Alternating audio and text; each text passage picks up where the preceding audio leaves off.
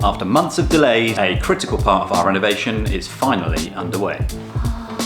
And slowly but surely, our old stone cottage is starting to look like a home. 3 screws and it's done. You don't need it until you need it, and when you need it, you need it. Another messy job. When will these messy jobs end?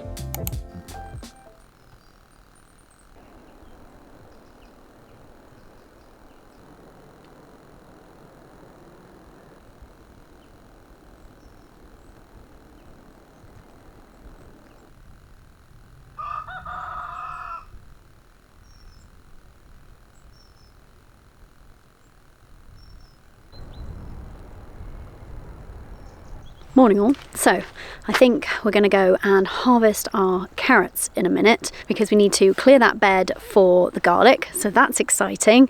I'm really interested to see how big our harvest is. We've been pulling them and eating them for weeks now anyway, but there's still tons left in there.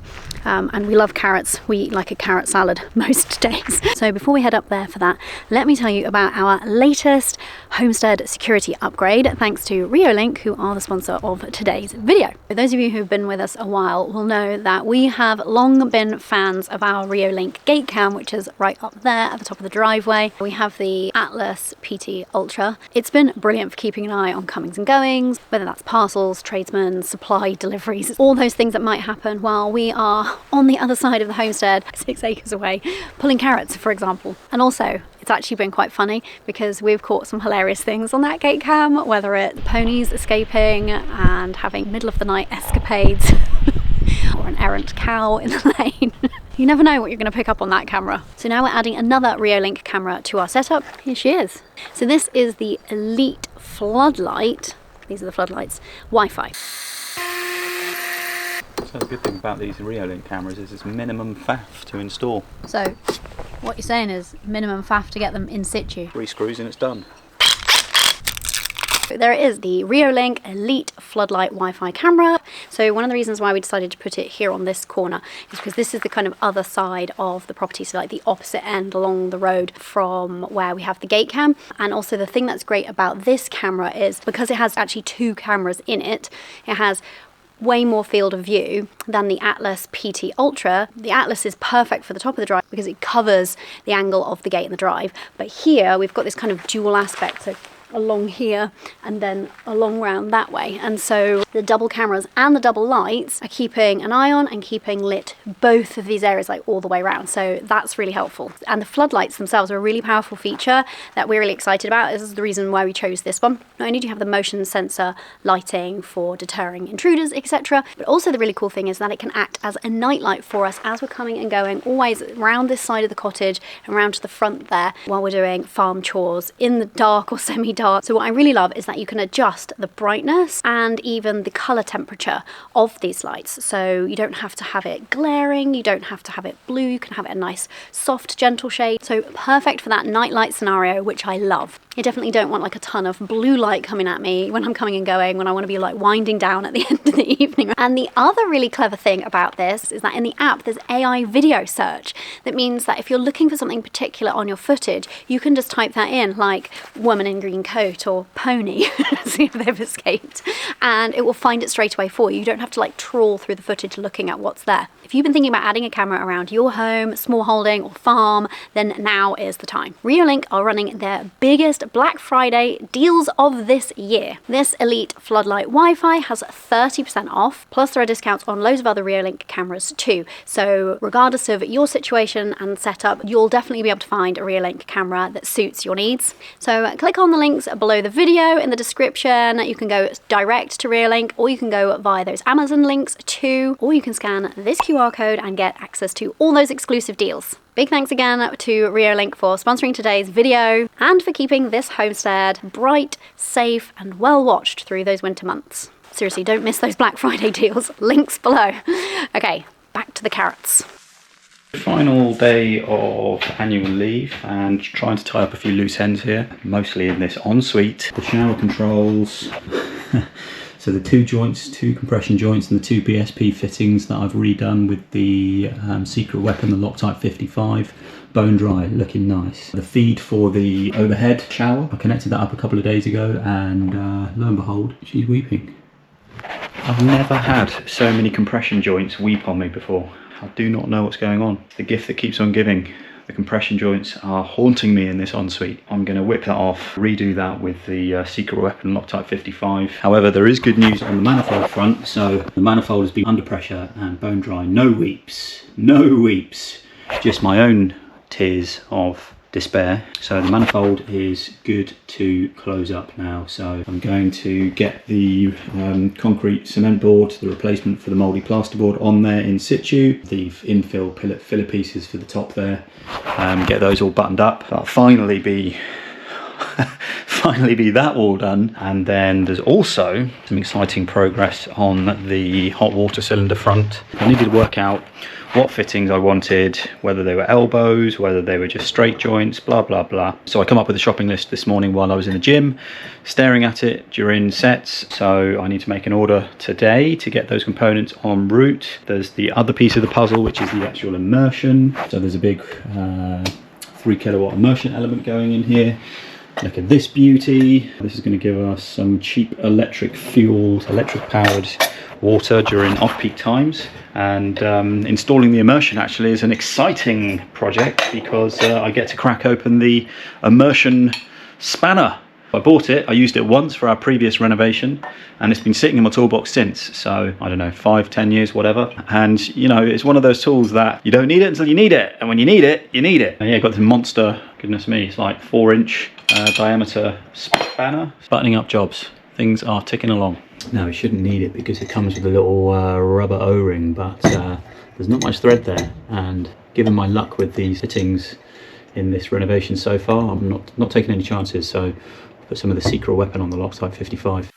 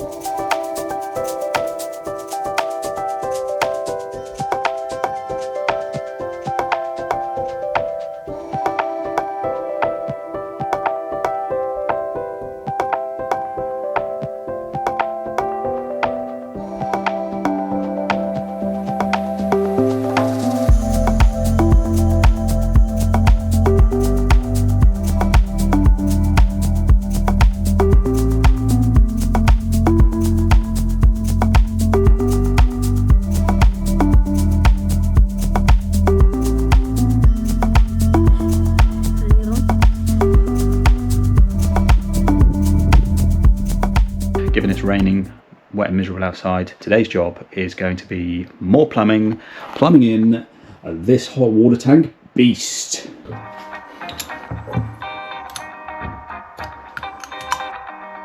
If only it were that easy.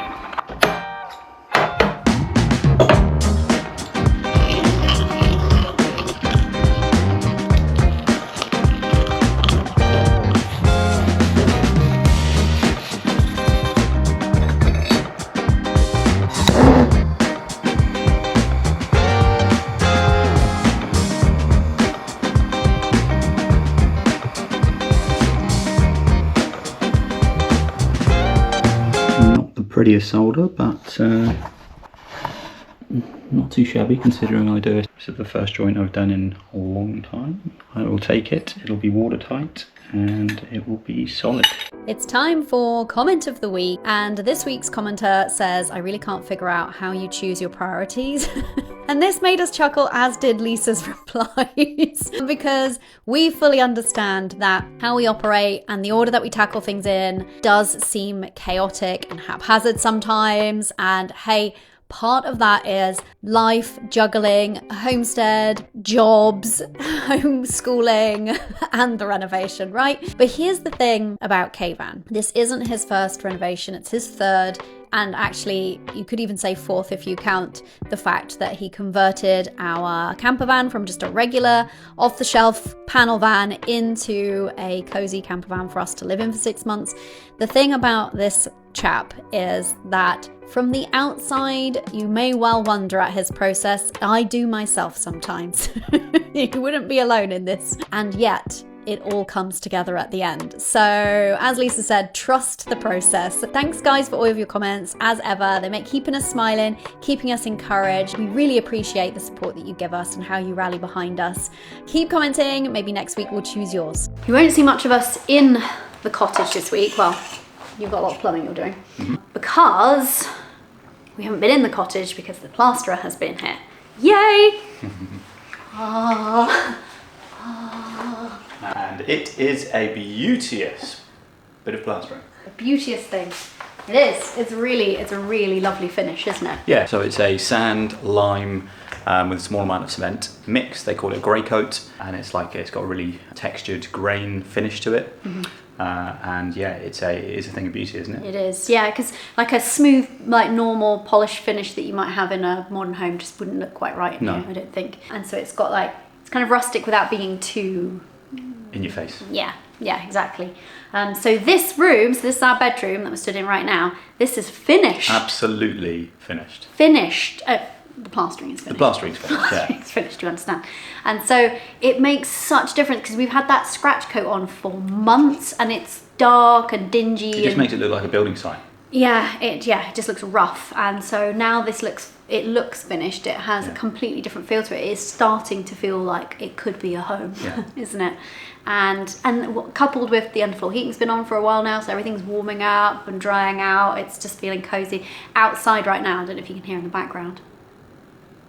It's blowing a hoolie, and in here it just feels so cozy. In the caravan it's like this, and in here it's like, oh, thank goodness, can't wait to be in here. So yeah, it's really exciting. So the bedroom and ensuite are plastered, completely done, ready to rock and roll. Obviously, there's lots of things that aren't done. So the ensuite's not tiled, the floor isn't tiled. Yeah. So that kind of stuff, that's not going to dictate us moving in. So we're going to move in before that kind of stuff is finished. Which we know doesn't necessarily make sense, because why would you move in when the floor is not done? But if you haven't lived in a caravan, if you're asking that question. Yeah, exactly. We just want to get in here for winter, ultimately. We can do whatever with the floor, whenever. So bedroom, ensuite plastered. So the one remaining room is the lounge. We're halfway through that. It's made a start. Yeah. So maybe in next week's video, we can show you the totality of it. Yeah. That'll be exciting. And then soon you'll be seeing us having our first night in here. Yeah. Oh my goodness, I can't wait. I can't wait. Yeah, it just has meant can't do really other bits and pieces in here that we would be doing. Also had a bit of a snafu with the one appendage that I painted inside. I haven't been able to get in because of the plastering to do any of the others, and I'm kind of glad because, well, number one, it's got some plaster on it, which was always a risk anyway, but number two, the condensation, where these are old janky windows, the condensation has come in before the paint's had a chance to dry and wrecked the paint job anyway. So that's annoying. Anyway, yes, it's feeling like a significant milestone, isn't it? I'm ready to move the bed in. If it wasn't for the lounge, we've had to put a plastic sheet over the like a crime scene over the doorway to the lounge, so that we can kind of block off the dust from the remaining bit of plaster, because this bedroom and the ensuite are all now clean. Yeah. I've hoovered everything, I've wiped everything down, cleaned all the windows, and we've got the air purifier running. We'll be running that for a few days to kind of clear the air of the dust, the cement dust, the plaster dust and all the rest of it. This room is ready to move in. If it wasn't for the plasterer having to finish the lounge, we'd be in there already. So it's kind of funny. Most people, this room is ready to move in. You sure about that? Yeah. For us, yes. Yeah, it'd be like a castle luxury. Yes. We were hoping we were going to be in for my birthday. Alas, my birthday was yesterday, so that didn't happen. But closing in on it. Yeah. So our friends from the UK came over last weekend, and so I didn't finish editing the video, so that's why there wasn't a video last week. So we were having fun out at the pub, out for dinner. We rented a sauna on the lake, and we were in and out of the lake and the sauna and having a great time. So I know lots of you are like, please take a break. We took a bit of a break. And so that's why there wasn't a video. It was great. It was very nice. The heating pump engineers have hooked up the flow and return input output, so that is actually, it's ready to actually be heated, and the immersion element's all hooked up, but the actual domestic side, the actual cold water feed and hot water out, are not actually plumbed in yet. So I have ordered all of the necessary bits and pieces. We've got the expansion tank, and we've got the mains well water incomer, all of these gubbins. It's time to get the show on the road, get this hooked up. So yeah, that's today's job. Should be quite cool. I bought this expansion vessel and it comes with a base, thinking that it would be neat and convenient to have it sitting on top of the hot water tank and completely out of the way, rather than taking up more floor space. So the only problem being is I need to run a feed to go into it and then feed the hot water cylinder from the output of it. So there's some plumbing factory to be done there, but actually it's going to be quite elegant because I'm going to do my favourite plumbing job, which is bending copper. Who doesn't like bending copper? It's actually quite a satisfying material to work with and shape up, and it should also look quite cool. There'll be a 90-degree bend coming up here, a T-junction going into the expansion vessel, coming back out, and then another 90-degree bend coming out, so we should have a nice symmetrical kind of pipe going up there and back down again, all in shiny copper, which is always nice to see.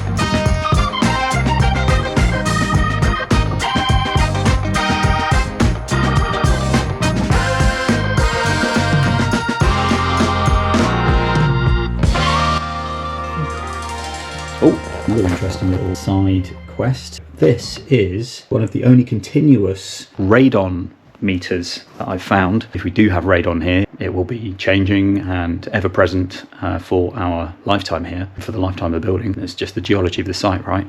So I thought it'd be interesting to see if I could obtain a kind of continuous monitor so that we can get a live display of what's going on in the environment that we're living in. So this supplier, Aranet, they make these, I can't remember off the top of my head, I'm pretty sure it's certificated. It's not just making up nonsense and it's giving you some legit data. It was kind of semi-reasonable money, and it's currently reading 0.84. There is no safe level of a toxic gas. But I think it's in the US, they set a regulatory level where intervening action is necessary at 2. So this is currently reading 0.84, and the highest I've seen so far is 1.6. So it just goes to show how much it varies throughout the day. And this is currently in the gym. It's just got the rubber mats sitting on the actual soil on top of a damp-proof membrane. So it's not sealed whatsoever. So if there is any radon gas seeping up through this ground, it's making its way directly into the room with very little barrier. I'd say that's not too bad. So looking forward to getting that in the cottage and actually getting some real readings for our living space, essentially, where we've got the radon barrier and it's all been sealed and lapped up against the walls, and we've got all of the concrete screed, and we've got all of the ground insulation layer. I would hope the value would be significantly less than the 1.6 we've seen in here. I don't know, we'll see. We'll keep you up to date. Hey, remember the homestead? It was quite nice to actually get back doing things up there this week. So Trevor and I had a great time pulling carrots, and we weighed them, and it was 21 kilograms of carrots. I thought that was a pretty impressive crop. There's only 3 of us. A lot of them, well, most of them were beautiful looking as well. We had a couple of like funny intertwined fingery looking ones, and we had some that were just too small, very little damage though, and yeah, we've been enjoying them, haven't we? Not bad for a cover crop. Yeah, and we've been pulling them and just eating them for months as well, haven't we? So very successful carrot harvest this year. Yeah, it was a perfect experiment. I was experimenting on timing after we harvested all the garlic. Yes. We had that huge bed just kind of going to waste. Yeah. So I was like scratching my head, what do you plant, what do you follow garlic with to make sure that you can have a crop and a harvest before then you need to plant the garlic again. Yep. So yeah, that was a winner. Turns out carrots, right? Yeah, we'll do that every time. When are your plumbing woes going to end? Well, the plumbing woes in the ensuite have come to an end. Have they? I've still got some plumbing to do, to be fair. Yes. But I have no woes in there. Okay. Woe-free. Woe-free. Yeah. Woeless. Woeless. But the plumbing woes have finished in the ensuite. Way. I still need to plumb in the waste for the bath, so I'm waiting on that arriving from the UK because I couldn't find a pretty standard component in Ireland, which was a bit of a funky one. I'm eyeballing, or I'm lining up the sink plumbing. That should be pretty straightforward. And then I've still got a little bit of fettling to do in the boiler room for the hot water tank. Boiler room, gym, utility. It's all of these things now. Yeah. Big week. We did some stuff in the homestead, did some stuff in the house. Although there's not much of us in here because all week it's been plastering. So we're kind of having to stay out of his way. Yeah. Just counting down the days till we can move in, really, aren't we? Yeah, we're on the home stretch. Quite literally. It's been really, really cold weather over the last week, and we're like, I thought we were only doing one winter in the caravan. I can't cope with the second. So we couldn't be in here any sooner, really, could we? It's been a bit rough. Yeah. We needed to have been in here like yesterweek. Yesteryear. We're so close. It's like painfully close, isn't it? Yeah, we're at that point of the project. I think when you know you've got like a long timeline on something, you don't allow yourself to think about the kind of end. You don't let yourself think about it, and then it's almost like the closer you get to that part being done, so the closer we get to being able to move out of that caravan, it's almost like more painful. We've got like we've got significantly reduced capacity to deal with it, haven't we? Yeah. So anyway, we did want to mention you had lots of people telling you off for not wearing a hard hat in the cow barn tracking. Yeah, it's fair enough. I mean, would it have made any difference? Yeah, that's the point of them, surely. Well, okay. Next time I'll wear my hard hat. Consider yourself told, not just by your wife, but by your sensible viewers as well. So I've got an idea. Next time I go in the cow barn, I'll wear my motorcycle helmet. I mean, hey, that works. Thanks everybody for your encouragement. Thanks for sticking with us through this kind of like frustrating for us patch. Yeah. And we can't wait to get in and start doing the fun things like painting the walls and, I don't know, curtains and bedding and all that kind of nice stuff. Imagine putting up a Christmas tree. Oh my goodness. So yeah, thanks for hanging in there with us and thank you for encouraging us. We really appreciate it, don't we? Thanks for all your support, folks. Yes. See you next week. See you next week, guys. Bye, folks. Bye. 3 screws and it's done.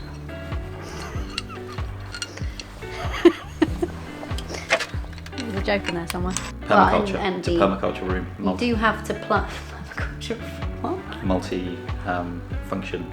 Multifunction. It's one of the... Was that a permaculture geek joke? yeah, it's a pillar of permaculture. Wow. Shows what I know. I know a thing! I don't know a thing. AWO. You've been unwoed. So... You've de-woed. I have de-woed. De-woed. So... The end of this phase. Which end? The temporary long-term end? The phase 2 end? What end? Your end. Wow. Yeah. It'll be the end of me. Yeah, you didn't...